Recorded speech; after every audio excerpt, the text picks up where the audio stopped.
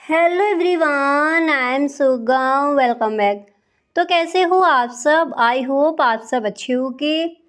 स्वागत है आप सभी का आपके अपने एसपी स्टडी यूट्यूब चैनल पर। तो गाइस, आज हम आपको इस वीडियो में बताने वाले हैं कि शुरुआत से हम इंग्लिश बोलना कैसे सीख सकते हैं। ओके, तो आप वीडियो में एंड तक बने रहें। वीडियो को आपको बिल्कुल भी स्किप नहीं करना है। गाइस, इस वीडियो में आपको कुछ ऐसे सेंटेंसेस मिलने वाले हैं जिनको आप सुबह से लेकर शाम तक बोलते हो, रोज़ाना उन सेंटेंसेस को आप बोलते हो। उन सारे सेंटेंसेस को आज हम इंग्लिश में देखने वाले हैं। ओके, तो आप वीडियो में एंड तक बने रहे। वीडियो को आपको बिल्कुल भी स्किप नहीं करना है। ओके, तो यहाँ पर शुरू करते हैं। ओके, तो यहाँ पर जो आपका फर्स्ट सेंटेंस है वो मैंने यहाँ पर लिया है, जिससे आपको किसी से कहना है शांत रहिए। शांत रहिए। आप इस सेंटेंस को इंग्लिश में बोलोगे वी क्वाइट। वी क्वाइट, शांत रहिए। ओके, इस तरह से जब भी कहना हो शांत रहिए, आप इसको इंग्लिश में ही बोलिएगा वी क्वाइट, शांत रहिए। ओके, इस तरह से। अब इसके बाद जो आपका अगला सेंटेंस है तो वो मैंने यहाँ पर लिया है, जिसे आपको ये कहना हो तुम्हारे पिताजी क्या काम करते हैं। इस तरह से अगर आपको किसी से पूछना है तुम्हारे पिताजी क्या काम करते हैं, अक्सर इस सेंटेंस को हम बोलते हैं। तो आप इस सेंटेंस को इंग्लिश में बोलोगे what is your father. What is your father, आपके पिताजी क्या काम करते हैं। अब जैसे यहाँ पर दिया गया है पिताजी, आपको बोला हो आपकी सिस्टर क्या काम करती है, आप इंग्लिश में कहोगे व्हाट इज़ योर सिस्टर। आपकी मदर क्या काम करती है, व्हाट इज़ योर मदर। आपके भाई क्या काम करते हैं, तो आप इंग्लिश में कहोगे what is your brother. Okay, इस तरह से। अब इसके बाद जो आपका अगला सेंटेंस है उसको देखते हैं। तो यहाँ पर जो आपका नेक्स्ट है तो वो मैंने यहाँ पर लिया है, जिसे आपको ये कहना हो राम आजकल क्या कर रहा है। अब जैसे आपको किसी का नेम रखना है तो आप रख सकते हो। ओके, जैसे आपको कहना है राम आजकल क्या कर रहा है, तब हम इस सेंटेंस को इंग्लिश में बोलेंगे what is Ram doing these days. What is Ram doing these days. Ram आजकल क्या कर रहा है, यानी राम इन दिनों क्या कर रहा है। इस तरह से हम बोलते हैं। तो आप इस सेंटेंस को इंग्लिश में कहोगे what is Ram doing these days. अब जैसे यहाँ पर नेम लिया गया है राम, आपको इस तरह से कहना है मोहन आजकल क्या कर रहा है। आप इस सेंटेंस को इंग्लिश में कहोगे what is Mohan doing these days. कशिश आजकल क्या कर रही है। आप इस सेंटेंस को इंग्लिश में कहोगे what is Kashish doing these days. Okay, इस तरह से। तो जब भी कहना हो राम आजकल क्या कर रहा है, एक बार दोबारा से आप मेरे साथ बोलिए। जब भी आपको किसी के बारे में ऐसे बोलना हो तो आज से इस सेंटेंस को आप इंग्लिश में ही बोलेंगे। इंग्लिश में आप कहोगे what is Ram doing these days. What is Ram doing these days. Ram आजकल क्या कर रहा है। क्लियर? इस तरह से हम इस सेंटेंस को इंग्लिश में कहेंगे तुम्हारे पिताजी क्या काम करते हैं। देखिए, हर सेंटेंस को आप मेरे साथ बोलते चलिए और हर सेंटेंस को आपको वीडियो में ही याद कर लेना है। ठीक है? तो जब भी आपको कहना हो तुम्हारे पिताजी क्या काम करते हैं, आप इस सेंटेंस को इंग्लिश में कहोगे what is your father. What is your father. शांत रहिए, वी क्वाइट। ओके, इस तरह से हम इन सेंटेंसेस को इंग्लिश में कहेंगे। अब इसके बाद अगला सेंटेंस है आपका, जैसे आपको ये कहना हो समझदार को इशारा ही काफ़ी होता है। समझदार को इशारा ही काफ़ी होता है। इस तरह के सेंटेंसेस अक्सर हम बोलते हैं। तो जब भी आपको कभी भी इस तरह से कहना हो समझदार को इशारा ही काफ़ी होता है, आप इस सेंटेंस को इंग्लिश में कहोगे a word to wise is enough. क्या बोला जाएगा इंग्लिश में? A word to wise in enough, समझदार को इशारा ही काफ़ी होता है। ओके, इस तरह से हम इस सेंटेंस को इंग्लिश में कहेंगे। अब इसके बाद अगला सेंटेंस है आपका, जैसे आपको ये कहना हो मैं एक इंजीनियर हूँ। मैं एक इंजीनियर हूँ। अगर इस तरह से कहना हो तब आप इस सेंटेंस को इंग्लिश में कहोगे आई एम एन इंजीनियर, या फिर आई एम एन इंजीनियर। आपको कहना है मैं एक डॉक्टर हूँ। आप इस सेंटेंस को इंग्लिश में कहोगे आई एम अ डॉक्टर। मैं टीचर हूँ, आई एम अ टीचर। मैं स्टूडेंट्स हूँ, आई एम अ स्टूडेंट। मैं एक इंजीनियर हूँ, I am an engineer. Okay, इस तरह से हम इस सेंटेंस को इंग्लिश में कहेंगे। क्लियर? अब इसके बाद अगला सेंटेंस देखते हैं। तो यहाँ पर जो आपका नेक्स्ट है तो वो मैंने यहाँ पर लिया है, जैसे आपको किसी से ये बोलना हो उसे मम्मी के द्वारा डांटा गया। इस तरह के सेंटेंसेस अक्सर हम अपने घरों में बोलते हैं। तो जब भी आपको कहना हो उसे मम्मी के द्वारा डांटा गया, आप इस सेंटेंस को इंग्लिश में बोलोगे he was scolded by mom. He was scolded by mom, उसे मॉम के द्वारा डांटा गया। अब जैसे आपको यहाँ पर ये कहना हो उसे सिस्टर के द्वारा डांटा गया, तब आप इस सेंटेंस को इंग्लिश में बोलोगे he was scolded by sister, उसे फादर के द्वारा डांटा गया। He was scolded by father, उसे भाई के द्वारा डांटा गया। He was scolded by brother. Okay, इस तरह से हम इन सेंटेंसेस को इंग्लिश में कहेंगे। तो जब भी आपको कहना उसे मॉम के द्वारा डांटा गया, आप इंग्लिश में बोलोगे he was scolded by mom. Okay, इस तरह से। अब इसके बाद अगला सेंटेंस देखते हैं। तो नेक्स्ट मैंने यहाँ पर लिया है, जिसे आपको ये कहना हो हमें मैनेजर के द्वारा सूचित किया गया। हमें मैनेजर के द्वारा सूचित किया गया। क्या कहोगे इंग्लिश में? आप इस सेंटेंस को इंग्लिश में बोलोगे we were informed by the manager. We were informed by the manager, हमें मैनेजर के द्वारा इन्फॉर्मेशन दी गई या फिर सूचित किया गया, इन्फॉर्मेट किया गया। ओके, दोबारा से देखते हैं। तो जब भी आपको इस तरह से किसी से बोला हो हमें मैनेजर के द्वारा सूचित किया गया, आप इस सेंटेंस को इंग्लिश में बोलोगे we were informed by the manager. आपको अगर ये कहना हो मुझे अध्यापक के द्वारा सूचित किया गया, आप इस सेंटेंस को इंग्लिश में कहोगे we were informed by the teacher. Okay, इस तरह से हम इस सेंटेंस को इंग्लिश में बोलेंगे। अब इसके बाद अगला सेंटेंस है आपका, जैसे आपको ये बोलना हो मैं 4 बजे तक निकल जाऊंगा। अक्सर इस सेंटेंस को हम रोज़ाना बोलते हैं। अब जो आपका टाइम हो वो यहाँ पर आप रख सकते हो। जैसे आप कॉलेज आते हो, आपको बोलना है मैं 8 बजे तक निकल जाऊंगा, मैं 7 बजे तक निकल जाऊंगा, मैं 6 बजे तक निकल जाऊंगा। तो यहाँ पर वो अपना आप टाइम रख सकते हो।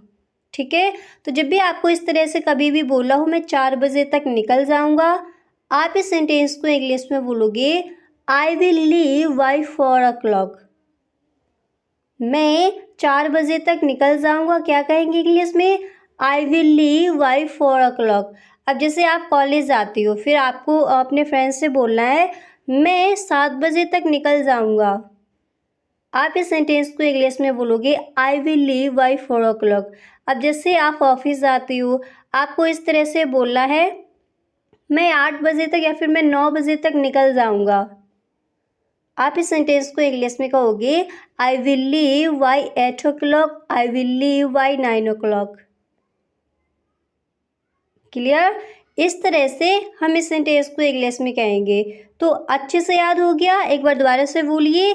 आई विल लीव बाय 4 o'clock, 4 बजे निकलना है, तो इस तरह से 5 बजे तो I will leave by 5 o'clock। Okay, इस तरह से हम इस सेंटेंस को इंग्लिश में कहेंगे। अब इसके बाद अगला सेंटेंस है आपका, जिसे आपको ये कहना है, वो दोपहर की फ्लाइट से आ रहा है। वो दोपहर की फ्लाइट से आ रहा है। आप इस सेंटेंस को इंग्लिश में कहोगे, ही is coming by noon flight. He is coming by noon flight. वो दोपहर की फ्लाइट से आ रहा है। क्या बोला जाएगा इंग्लिश में? आप इस सेंटेंस को इंग्लिश में बोलोगे, he is coming by noon flight. मैं 4 बजे तक निकल जाऊंगा। I will leave by 4 o'clock। हमें टीचर के द्वारा सूचित किया गया। We were informed by the teacher. उसे भाई के द्वारा डांटा गया। He was scolded by brother. Clear? इस तरह से हम इन सेंटेंसेस को इंग्लिश में कहेंगे। अब इसके बाद अगला सेंटेंस है आपका, जिसे आपको ये कहना हो, मैंने बस से यात्रा की।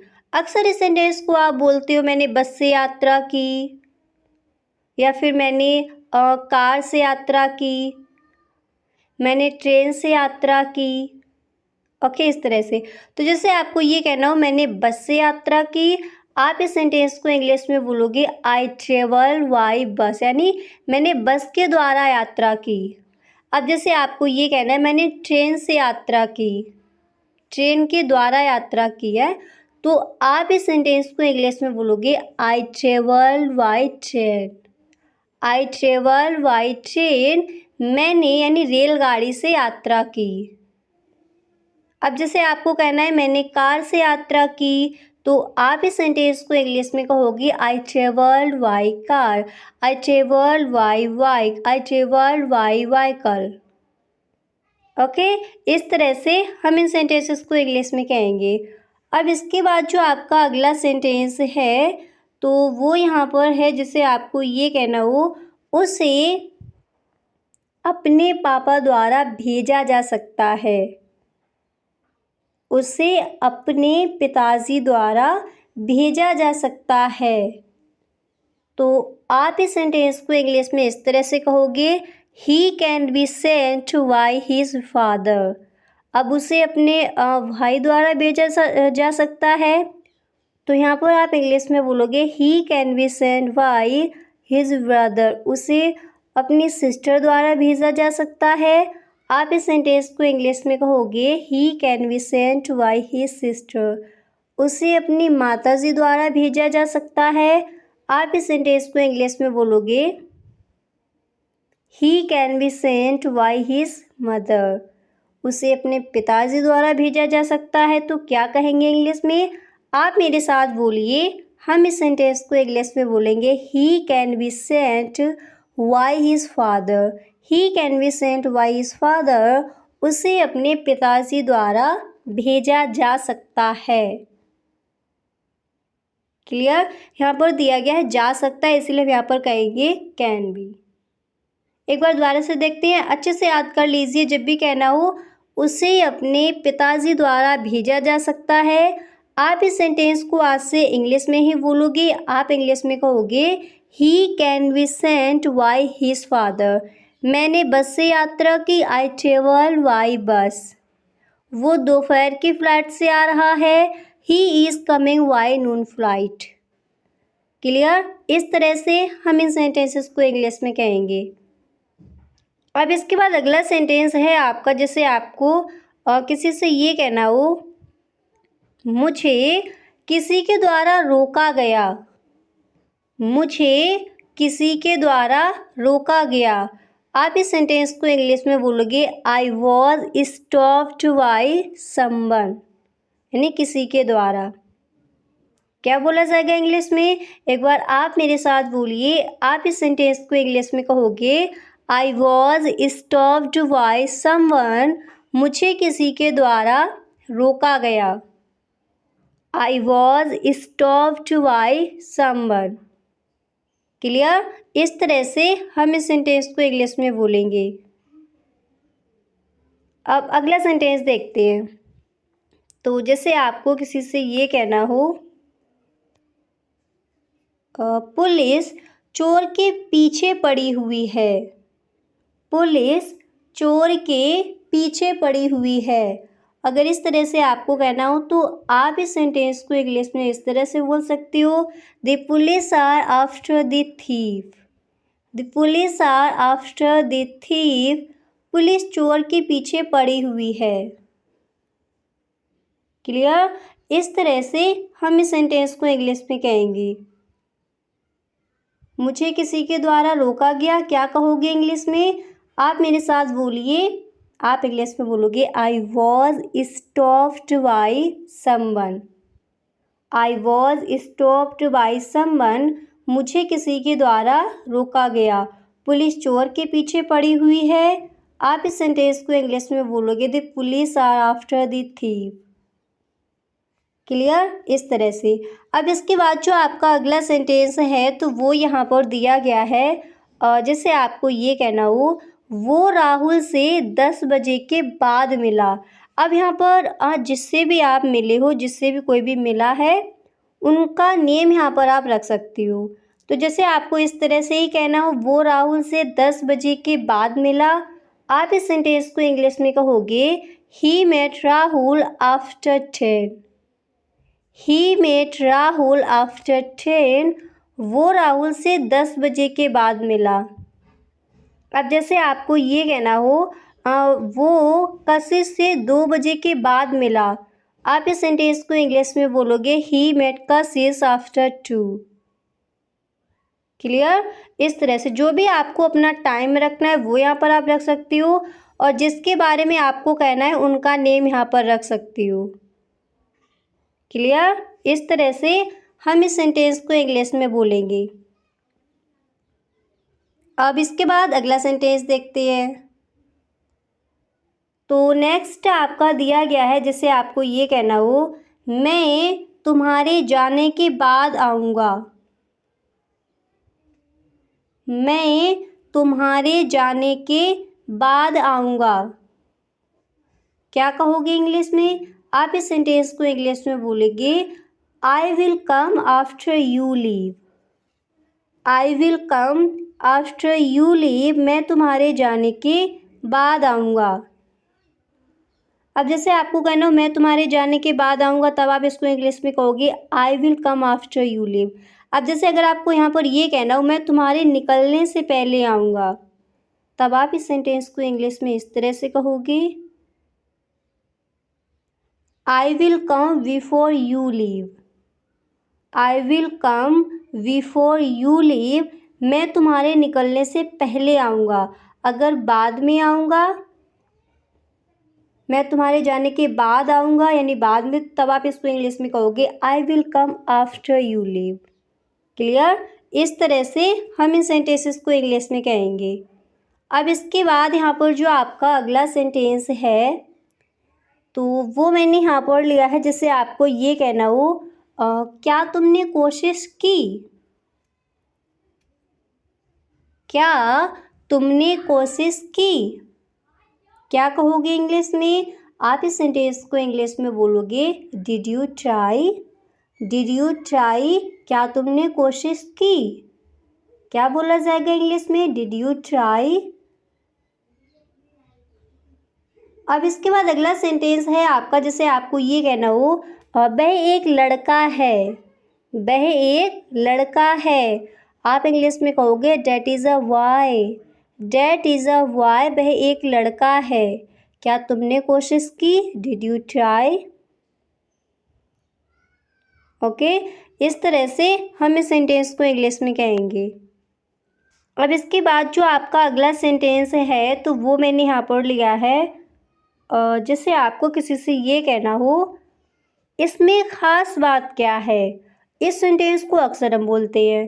तो जब भी आपको बोला हो, इसमें ख़ास बात क्या है, आप इस सेंटेंस को इंग्लिश में कहोगे, what's so special in it, यानी इसमें ख़ास बात क्या है। आप इस सेंटेंस को इंग्लिश में बोलोगे what's so special in it, what's so special in it, इसमें ख़ास बात क्या है, इसमें स्पेशल क्या है।